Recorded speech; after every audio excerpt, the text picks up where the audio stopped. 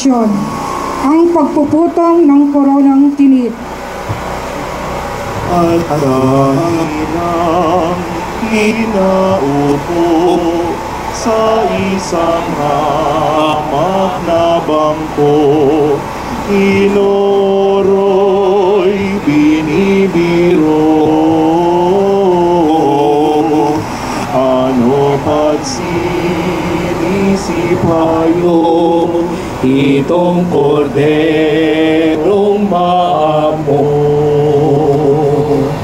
at kanilang pinatanggal ng isang tuyong kawayan.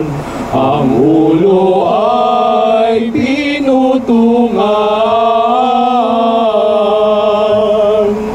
ng tinig na ligaw-ligaw, kunwari hari-harian. Sinasamba ka namin at pinasasalamatan, Panginoong Hesukristo, sapagkat sa pamamagitan ng iyong mahal na krus ay iniligtas mo ang sandaigdigan. Pagbasa ng mabuting balita ayon kay San Mateo. Papuri sa iyo, Panginoon.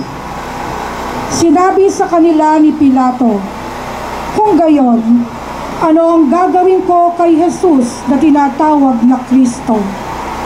Sumagot ang lahat, "Ipako sa krus." "Bakit? Anong masama ang ginawa niya?" tanong ni Pilato. Ngunit lalo pa nilang isinigaw, "Ipako sa krus." At ipinahagupit si Jesus at ibinigay sa kanila upang ipako sa krus. Si Jesus ay dinala ng mga kawal ng gobernador sa Pretorio at nagkatipon ang buong batalyon sa paligid niya. Naglikaw sila ng halamang matinik at ipinutong sa kanya.